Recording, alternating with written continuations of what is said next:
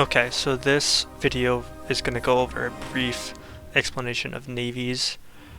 This is just a loaded up game that I have, 1939, it's Japan. As you can see, I've done a bit of conquesting, but it helps out this a little bit better because of it. So you have your navy, and the way you want to break this up is you have your main battle fleet. You can see no submarines in here, it's just capital ships and screening ships. You can see there's a lot less capital ships than screens. This will be explained in a moment. And here are just submarine fleets. So these are just basic level 1 subs, just bathtubs. They're pretty weak, but they're just here for the explanation. And I will let this game go just to show you what you want to do with these, just so they can get grouped up. And this fleet's coming in now. Once they get grouped up, I'm going to merge them all together. The purpose is to have your subs together while you have your main battle fleet together. You don't want to have subs with battleships because the visibility, which is a very important, visibility and positioning, which are very important for ships, will get messed up if you have subs with surface ships. So you want to keep them separate if at all possible. So we're going to merge these fleets together. Let's put them all in the same port so we can actually merge. Okay, so now they're together. 227 subs. It's a lot. It's a death stack. So you want to put a Sea Wolf if possible for your submarines because it gives plus 20% submarine attack, which obviously very important. So then we're going to break these up into, this guy can have 10 sub-fleets or subgroups to his fleet. So we're going to split it up. I personally like even amounts, but we're not going to truly care just for the purpose of this video. So we got 8, we're going to go 9, and 10. So now we have 10 groups for this guy. So we're going to put them on Convoy Raiding, which is very important. We also want to make sure we have enable automatic reinforcements so that these groups will always stay at these group sizes. Meaning every submarine that's grown and produced will automatically reinforce this fleet. We have automatically split off, so if one sub gets damaged in the fight with the British Navy, because that's who we're currently at war with, they will come back and repair. We also want to keep repair priority high so that if they get damaged, they'll come back and repair instead of having it at off, then you're just going to keep fighting until they die. So you always want to keep it at high. Now here, this is your engagement risk. This is very important. So in the beginning, you want to do engagement at low risk, meaning they're going to convoy raid the 10 zones, and when the Royal Navy shows up, they're going to retreat. And all they're going to do is fight the convoys and not fight the battleships. The higher you put this up, the more risky of an engagement they'll fight. Always engage means they will fight the whole pride of the British Navy with just one submarine. So you don't want that. So you want to keep it on engage at low risk in the beginning.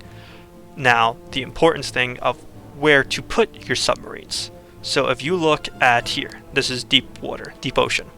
You can see for destroyers, light cruisers, and submarines, they have certain things. The important thing, since we're doing submarines, is visibility. Minus 15% visibility makes it so your submarines are harder to spot, which makes them last a lot longer and not get attacked much faster. That's the very important stat. Minus 15 visibility is amazing. But if you look at this right here, the English Channel, this is the absolute worst place to put submarines. Plus 100% visibility and minus 5% positioning. The positioning is important, but it doesn't matter as much as the visibility. With 100% visibility, any plane that flies overhead will spot them, and they will be immediately engaged by enemy nav bombers, and you will lose your entire submarine fleet. Do not put them in the English Channel or shallow seas, which also has plus 100% to visibility. So avoid these sea zones here.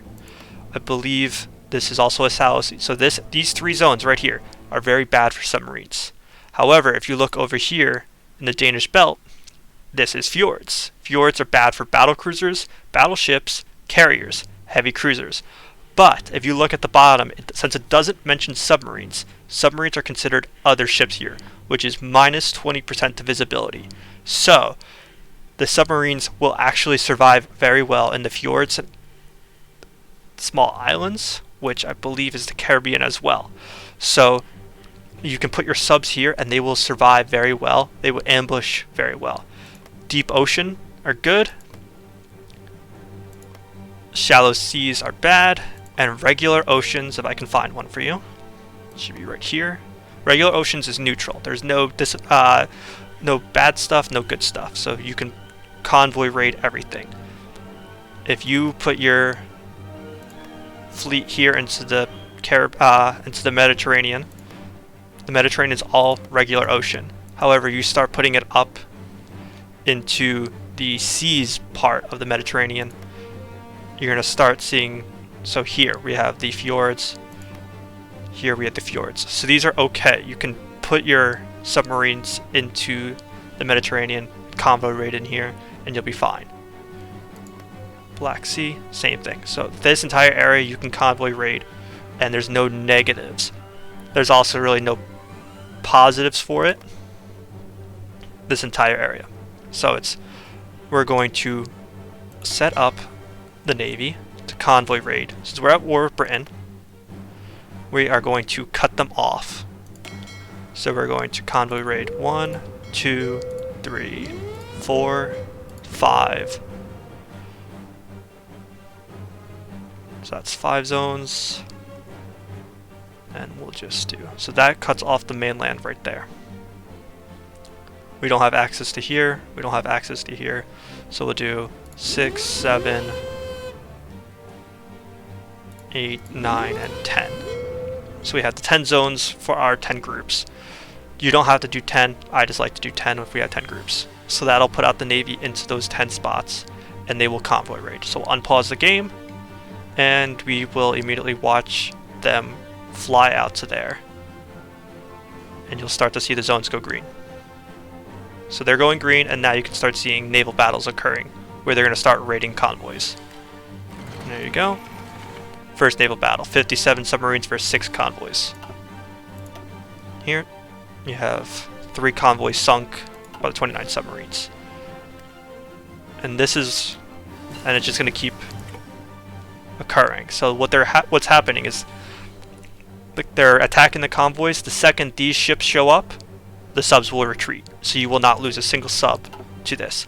Of course, some battles will occur. Here we go. So we have convoys, there's a ship in the area, they're attacking the convoys. They already sank 4, one's trying to run away and ran away. And then you'll have the battle show up in a second. And this is pretty much how it's just going to keep going. So they're going to completely cut off the British home isles from trade, because France is already conquered, so they have to come this way to get the supplies. So raiding this entire area, especially this zone, will cause their convoys to be decimated. So raiding this zone here, this zone here, this zone here, and this zone here will cause the entire British to be cut off. Right now we only have this one death stack. I personally don't like putting more than 100 subs in a death stack and do 10 groups of 10. So I could make 2 whole death stacks if I wanted to and then convoy raid. But this is just an example video of showing how it works.